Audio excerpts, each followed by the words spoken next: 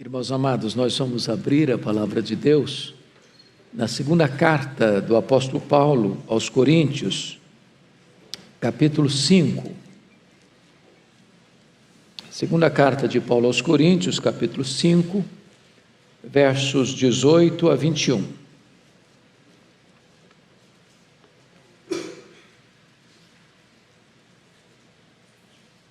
O apóstolo Paulo escreve o seguinte: ora, tudo provém de Deus, que nos reconciliou consigo mesmo por meio de Cristo e nos deu o ministério da reconciliação, a saber, que Deus estava em Cristo reconciliando consigo o mundo, não imputando aos homens as suas transgressões, e nos confiou a palavra da reconciliação, de sorte que somos embaixadores em nome de Cristo, como se Deus exortasse por nosso intermédio.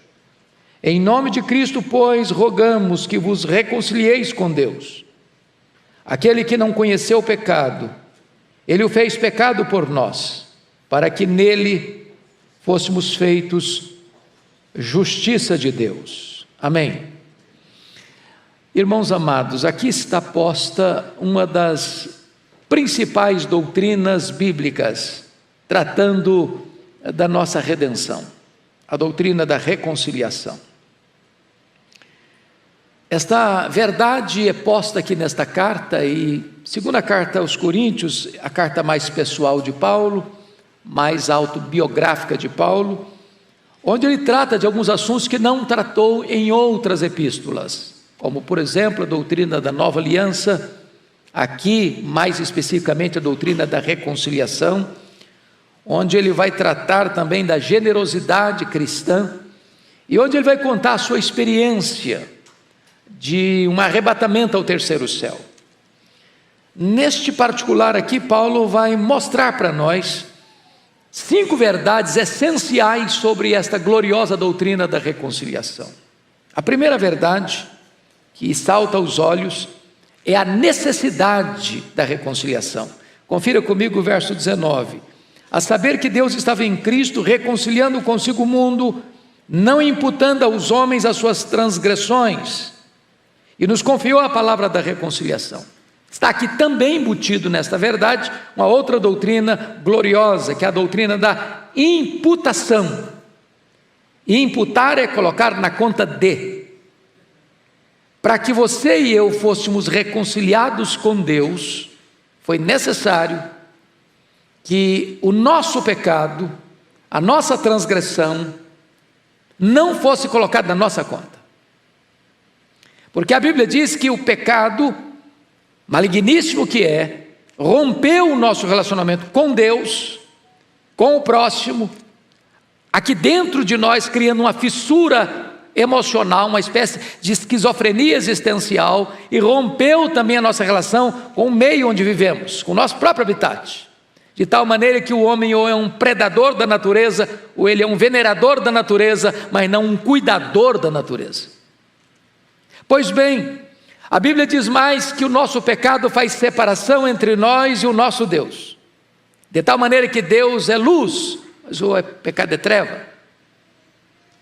Deus é tão santo que Ele não pode contemplar o mal. Então, da forma que somos pecadores, jamais nós poderíamos ser reconciliados com Deus, porque Deus é santo, santo, santo, e nós pecadores. Então, ponto inicial é que Paulo vai mostrar a necessidade da reconciliação, porque nós, no estado natural, antes da nossa conversão, nós temos 4 marcas: o homem é fraco, o homem é ímpio, o homem é pecador e o homem é inimigo de Deus. Nessa condição é impossível estar reconciliado com Deus, e é exatamente por isso que nós precisamos ser reconciliados com Deus, porque somos pecadores. A segunda verdade que esse texto vai mostrar é o autor da reconciliação. Porque pense comigo, quando você vê 2 pessoas que estão com a relação estremecida, elas precisam ser aproximadas, reconciliadas, e alguém tem que tomar a iniciativa. O grande aspecto é que Deus não precisa ser reconciliado conosco, nós precisamos ser reconciliados com Deus. Nós pecamos, Nós nos afastamos, nós nos rebelamos, nós nos distanciamos. E não obstante isso, Deus continua nos amando e nos atraindo para si com cordas de amor. O amor de Deus é eterno, o amor de Deus é incondicional. Deus prova o seu próprio amor para conosco pelo fato de ter Cristo morrido por nós, sendo nós ainda pecadores. A causa do amor de Deus por você não está em você, está no próprio Deus. Deus não ama você por causa dos seus méritos, mas apesar dos seus deméritos. Não por causa das suas virtudes, mas apesar das suas mazelas. Então, notem vocês que, via de regra, quando você pensa em duas pessoas que estão atritadas, quem é que vai tomar a iniciativa de buscar reconciliação? Via de regra, o faltoso. Via de regra, o que cometeu o delito. Via de regra, o que transgrediu. Via de regra, aquele que machucou e feriu o outro. Porém, a Bíblia nos mostra que, embora nós tenhamos nos rebelado, nós tenhamos pecado, nós tenhamos nos distanciado de Deus, veja comigo o verso 18. Ora, tudo provém de Deus, que nos reconciliou consigo mesmo por meio de Cristo e nos deu o ministério da reconciliação. Então, não só a reconciliação é uma necessidade absoluta, como o autor da reconciliação é o próprio Deus. Não é o ofensor que procura o ofendido, é o ofendido que busca a reconciliação com o ofensor. Isto é magnífico, porque isso retrata o amor de Deus, tão profundo, tão grande, tão extenso, tão amplo, que os poetas, por mais brilhante que seja a sua capacidade de poesia, é capaz de descrever este amor. Já diziam os poetas que, ainda que os mares fossem tinta, ainda que as nuvens fossem papel, ainda que as árvores fossem pena, ainda que os homens fossem escritores, jamais poderia se descrever este amor. O próprio Deus nos procura para a reconciliação. Mas esse texto apresenta uma terceira verdade. Não apenas a necessidade, não apenas o autor, mas vamos ver agora o agente da reconciliação. Confira comigo novamente os versos 18 e 19. Você pode ler comigo esses dois versos? Vamos juntos? Ora, tudo provém de Deus, que nos reconciliou consigo mesmo, por meio de Cristo, e nos deu o ministério da reconciliação. A saber, que Deus estava em Cristo, reconciliando consigo o mundo, não imputando aos homens as suas transgressões, e nos confiou a palavra da reconciliação. Vejam vocês, amados, que agora Deus, neste ato de nos buscar para a reconciliação, Ele nos manda Jesus, que se fez carne, que assumiu uma natureza humana, sendo Ele Deus, e Ele habitou entre nós, cheio de graça, e Ele manifestou a glória de Deus entre nós, através dos seus ensinos, através dos seus milagres portentosos. Mas a Escritura diz que Ele veio para morrer, Ele veio para expiar nossa culpa, Ele veio para pagar nossa dívida, Ele veio para nos resgatar do poder do pecado, de tal maneira que nós pudéssemos ser reconciliados com Deus. Em outras palavras, Deus sendo santo não pode contemplar o mal. Então, para reconciliar você com Deus, Deus não passou por cima do seu pecado, Deus não fez vistas grossas do seu pecado, Deus não olhou e viu o seu pecado como se não fosse pecado, não observando a gravidade dele ou ignorando a gravidade dele. Não, absolutamente não. Deus não deixou a sua natureza santa, justa, para reconciliar-nos com Ele. Deus enviou o seu Filho como nosso fiador, como nosso substituto, como nosso representante, de tal maneira que a Escritura diz que quando Cristo está indo para a cruz, e no ato da reconciliação, Deus pega todas as suas transgressões e lança todas elas sobre o seu Filho. E diz a Bíblia lá em 1 de Pedro, capítulo 2, verso 24, que Ele foi carregando sobre o seu corpo no madeiro os nossos pecados. O profeta Isaías diz no capítulo 53 que Deus lançou sobre ele todas as nossas iniquidades. Naquele momento, então, Cristo é feito pecado por nós. Naquele momento não havia beleza nele, não havia nada nele que pudesse agradar, porque nesse momento ele é feito pecado por nós. E quando ele é feito pecado por nós, diz Isaías 53 que agradou ao Pai moê-lo naquela cruz. E ele morre não como um mártir, ele morre não como um herói nacional diante de uma causa humana. Ele morre vicariamente, ele morre substitutivamente. Ele morre no seu, no meu, no nosso lugar. De tal maneira que a sua dívida foi quitada, de tal maneira que o seu pecado foi exemplarmente punido, porque lá na cruz Deus exerce o seu amor e ao mesmo tempo a sua justiça. E assim Jesus Cristo é o agente, o mediador dessa reconciliação. Há alguns anos lá no Espírito Santo eu escutei uma história dramática de um fazendeiro no sul do estado que brigou de uma maneira muito contundente com seu filho, e o filho saiu de casa brigado com o pai.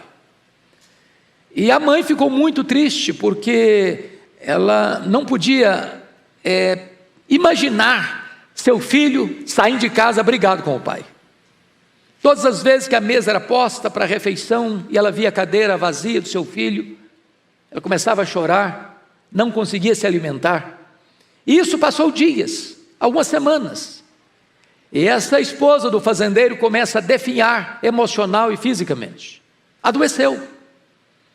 Então ele mandou chamar um médico.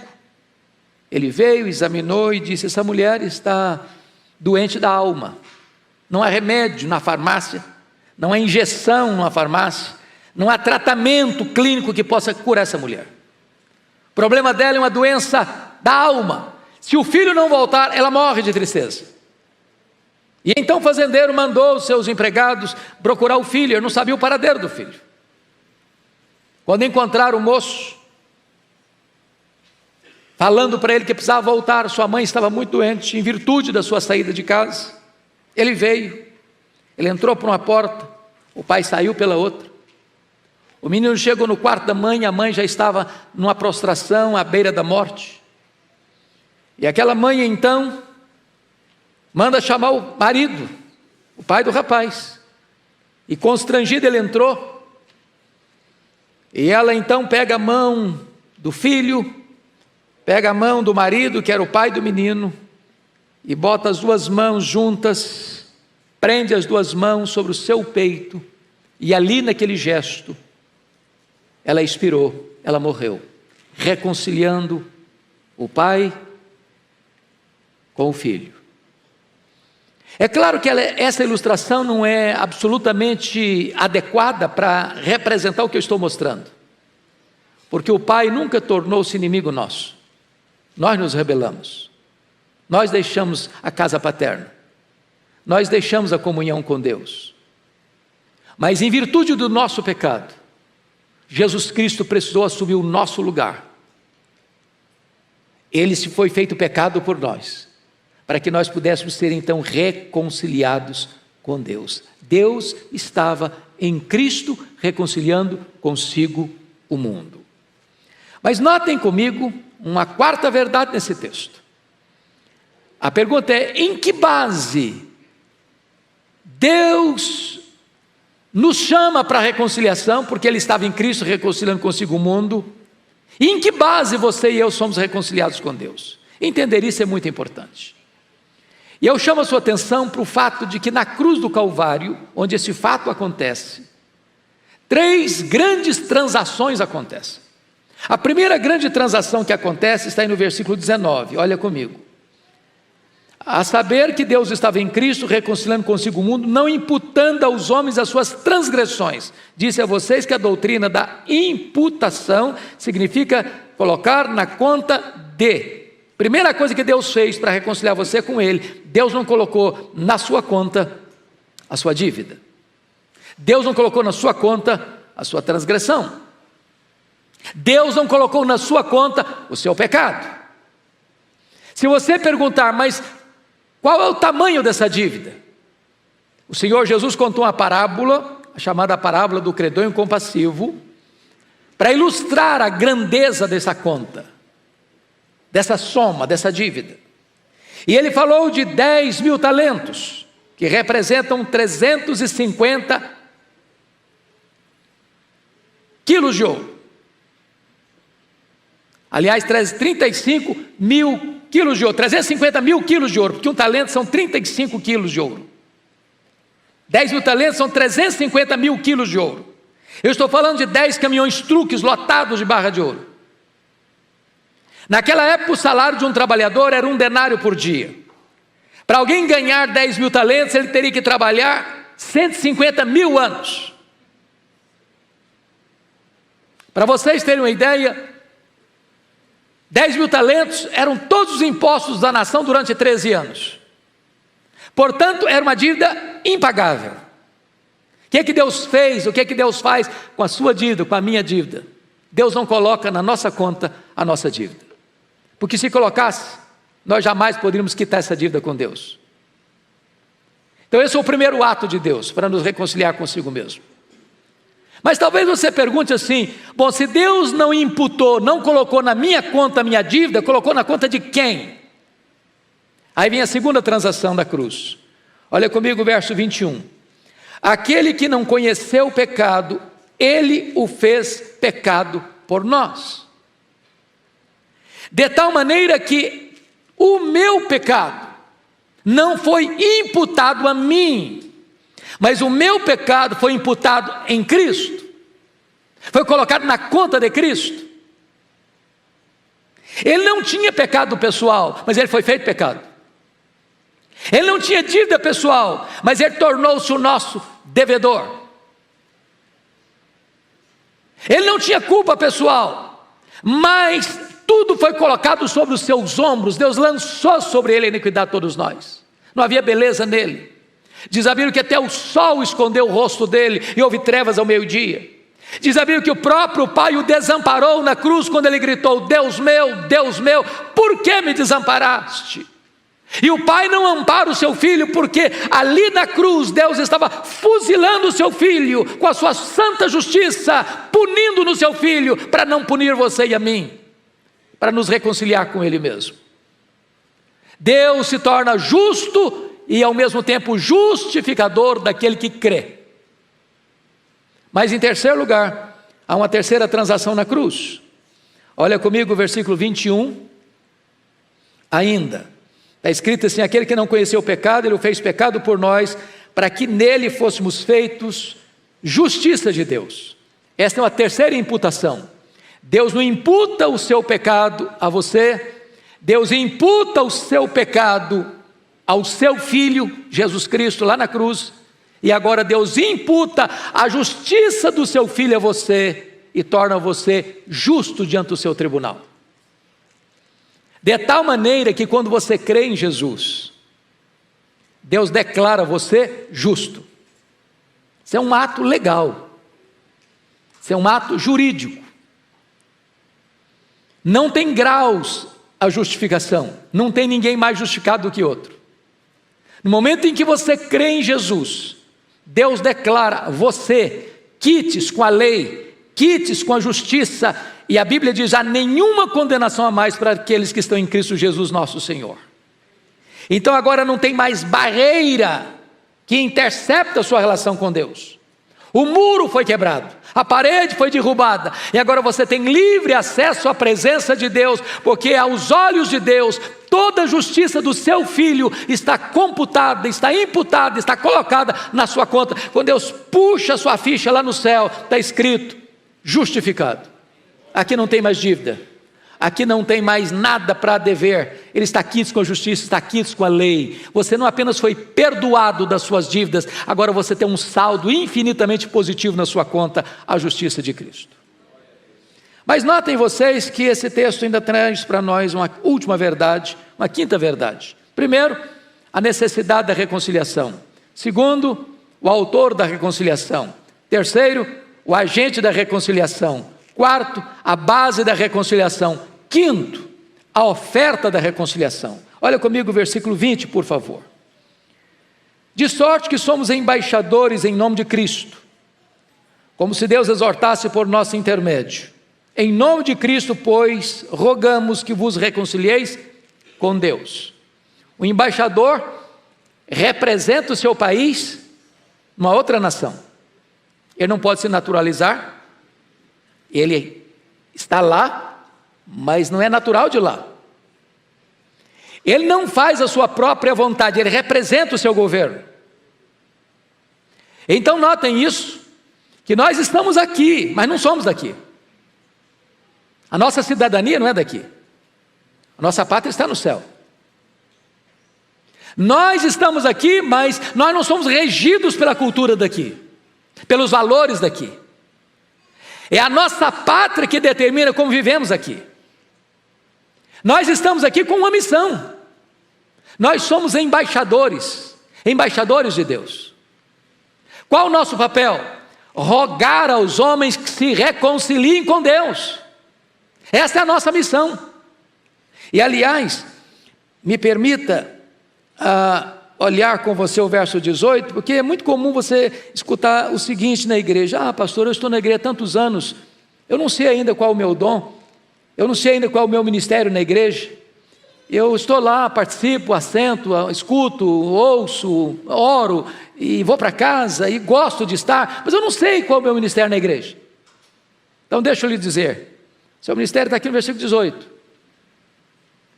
Deus confiou a você o ministério da reconciliação. Você é um embaixador de Deus. Você tem a mais nobre das missões na terra. Você roga aos homens em nome de Cristo que se reconciliem com Deus. Você é um representante do céu na terra. Você é um embaixador de Deus na terra.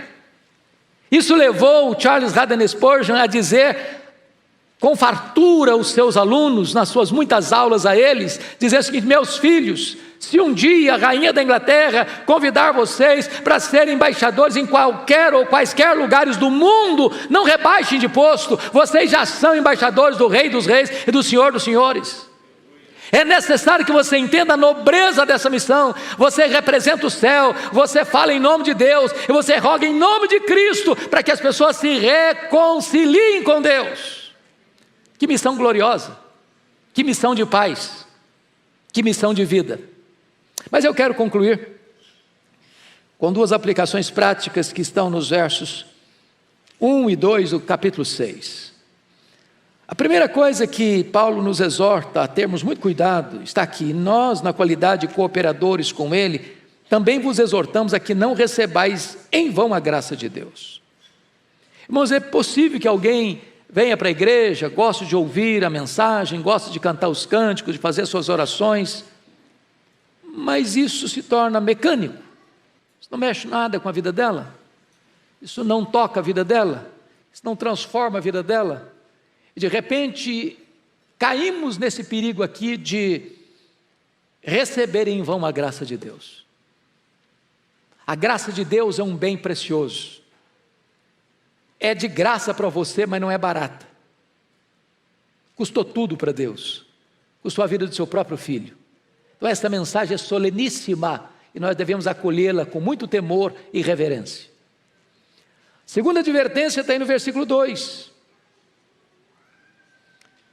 Porque ele diz: eu te ouvi no tempo da oportunidade, te socorri no dia da salvação, eis agora o tempo sobremodo oportuno, eis agora o dia da salvação. Então você não pode adiar essa decisão também não. Você adiar essa decisão, você está correndo um grande risco. Sabe por quê? Porque hoje, não amanhã, hoje é o dia da salvação. O amanhã você nem sabe se vai estar vivo, nem sabe se vai ter oportunidade, nem sabe se o seu coração vai estar sensível à voz de Deus, porque aqueles que rejeitam ouvir a voz de Deus podem correr o risco que Faraó correu. O coração está duro, Deus endurece então. Você quer ficar duro? Com o coração duro? Então fique duro, fique com o coração insensível, e aí a condenação fatal. Então hoje é o dia. Eu não sei como você entrou aqui hoje, Mas se você ainda não reconciliou-se com Deus, esta é a tarde da sua reconciliação. Você que está me acompanhando na sua casa, onde quer que você esteja, agora, hoje é o dia, é o tempo oportuno da sua reconciliação. Não receba em vão a graça de Deus. Que Deus nos ajude para que esta tarde seja uma tarde de salvação, que haja salvação também aí na sua casa. Vamos ficar em pé, queridos, e vamos orar.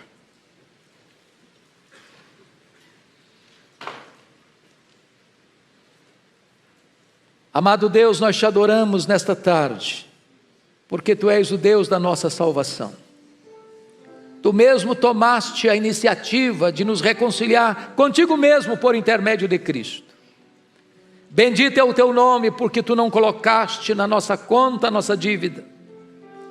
Tu colocaste sobre o Teu Filho os nossos pecados. E Tu colocaste na nossa conta toda a justiça de Cristo. Glória ao Teu nome, porque hoje temos livre acesso à Tua presença. Hoje não precisamos mais ter medo da condenação, porque fomos lavados, fomos remidos, fomos comprados. Ó Deus, fomos reconciliados contigo. Louvado seja o Teu nome. Que tenhamos deleite em Tua presença, que tenhamos prazer em Te adorar em espírito e em verdade. E agora te rogamos, Deus, que Tu levantes cada um de nós para sermos Teus embaixadores. Que nós aqui representemos o céu e que em Teu nome falemos, rogando aos homens, em nome de Cristo, que se reconciliem contigo. Que seja assim, Senhor, para o louvor da Tua glória, para a salvação dos perdidos, para a edificação da Tua igreja, para testemunho do Evangelho, em nome de Jesus. Amém.